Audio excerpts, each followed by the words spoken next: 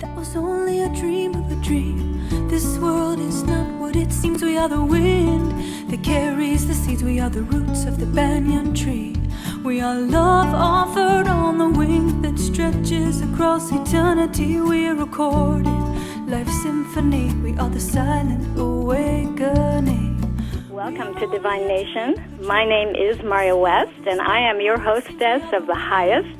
We have with us today the amazing singer, songwriter, multi-instrumentalist, composer, and producer Tina Malia, who is the writer, the performer, the brains, the wisdom behind our theme song, The Silent Awakening. Tina, welcome. Thank you. Hi, Marja. Hi, everyone. Hi, how are you? Very good, thank you. Yay. Well, so this song of yours, I chose this song as the opening theme for Divine Nation.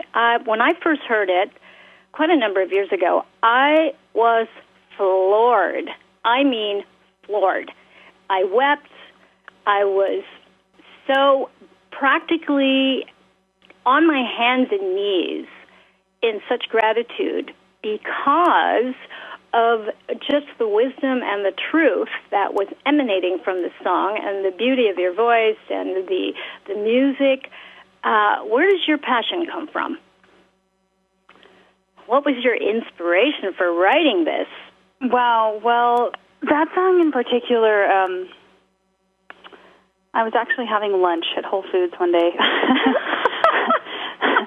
It's kind of a funny story. I was just sitting outside having lunch, eating my salad, and all of a sudden I just heard this song. It just came to me, just the lyrics and the chorus, which doesn't always happen. You know, songwriting kind of varies from song to song for me, but that one just came through. I folded up my salad and just left immediately and went home and wrote that one.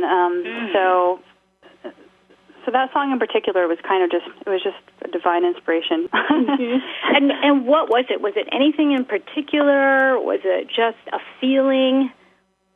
Well, I guess in some ways I would just say it's been my whole life. I've had a very, very blessed life and still do, and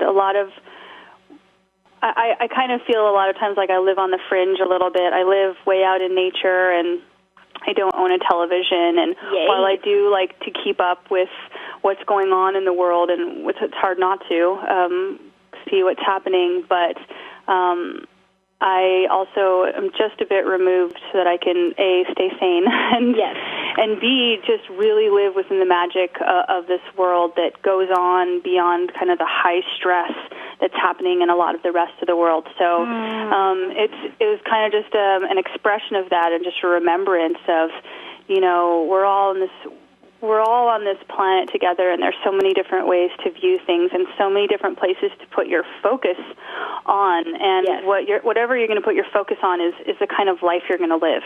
That's true. So very true. So for me, like I said, being very blessed to A, have that viewpoint, and B, get to actualize it. I get to live in a very beautiful, magical world. And it was just, I guess, more than anything, just a reminder of that, you know, that we are, you know, we're a dream of a dream. What do you want to dream for yourself? Mm-hmm. So, yeah. Wonderful. Well, what is your musical training? Tell us all about that. Sure. Well, my mother came over here from Korea, and she was a concert pianist and an opera singer. So from the time I was in the womb to all the way through my childhood, I was studying classical piano rigorously, and not just studying classical piano, but studying with a Korean concert pianist, which should say something. It was, you know, basically by the time I was 8 and 9, I was practicing 4 hours a day. Yeah, so a lot of discipline. A lot of discipline. I didn't know I had a choice, actually. There was so much discipline until my early teens. But by the time I figured out that I didn't have to be practicing 4 hours a day, fortunately, I had already had a lot of training instilled in me. So I started there, and then I decided that really wasn't in love with classical piano as much as I was with singing. Singing was just what I just loved to do it. It was I didn't really study it as a child. It was more just a study of the heart, and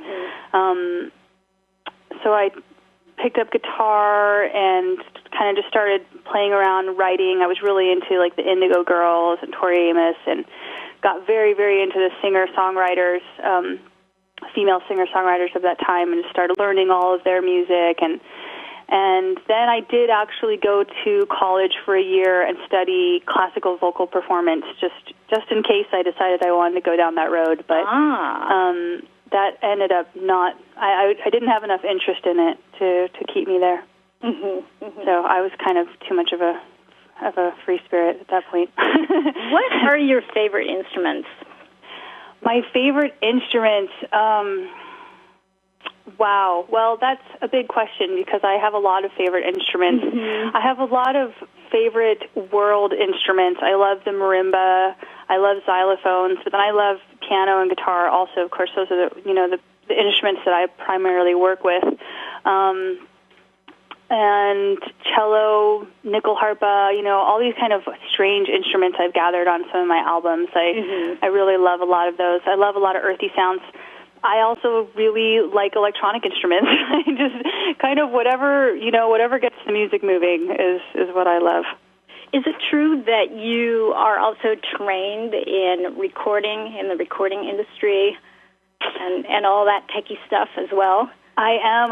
When I was 18, I had pretty much already determined that I was going to do music for my whole life, and that was really what I wanted to do. It was my greatest passion, and I decided to go to a sound engineering program to kind of learn the ins and outs. I wanted to be able to communicate with the engineers, and instead of saying, I wanted a little bit more, tinkly, I wanted to be able to say, like, turn up the high cut at this whatever frequency. So I went to school for that, and really was the best decision I ever made in my life. One of them, for sure. It's given me not only all of those skills, but the ability to communicate. And at this point, I have, a studio in my house, so I have the ability to just completely create on the spot whatever it is. Love it. Whatever it is I'm hearing without having to, go through another filter of another person. So, yeah. So you really have a well-rounded sort of arsenal, for lack of a better way to describe it, of not only the instruments, but what one of the things that I love about your music is that there is this sort of diversity that goes across the board and across the range of very deep tones, that sort of jungle first chakra bit, and then you're able to like draw on all your various instruments, including your voice, to reach the higher chakras and to sort of create this earthy yet angelic realm in your work. And I just find that just so pleasing and so lovely. Thank you.